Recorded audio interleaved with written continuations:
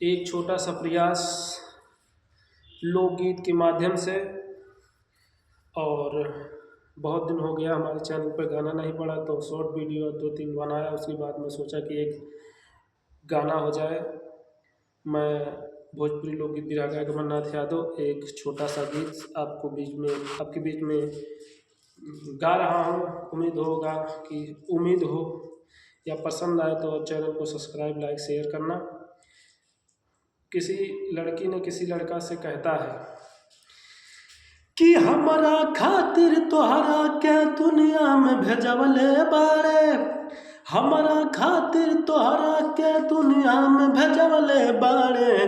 भगवान बड़ी फुर्सत से तोहरा के बनौले बाड़े। भगवान बड़ी फुर्सत से तोहरा के बनौले बाड़े। हमरा खातिर तोहरा के दुनिया में भेजवले बाड़े, हमरा खातिर तोहरा के दुनिया में भेजवले बाड़े।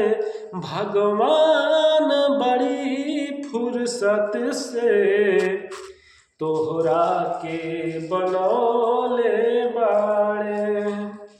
भगवान बड़ी फुर्सत से तोहरा के बनौले बाड़े। लड़कवा बतावत हो लड़किया से, ओठवा तोहार जैसे भोर के किरनिया, अखिया में प्यार के समाइल बा दुनिया। ओठवा तोहार जैसे भोर के किरनिया, अखिया में प्यार के समाइल बा दुनिया। हुस्न के जादू अदा के मंत्र तोह पे चलवले बाड़े, हुस्न के जादू अदा के मंत्र तोह पे चलवले बाड़े। भगवान बड़ी फुर्सत से तोहरा के बनौले बाड़े।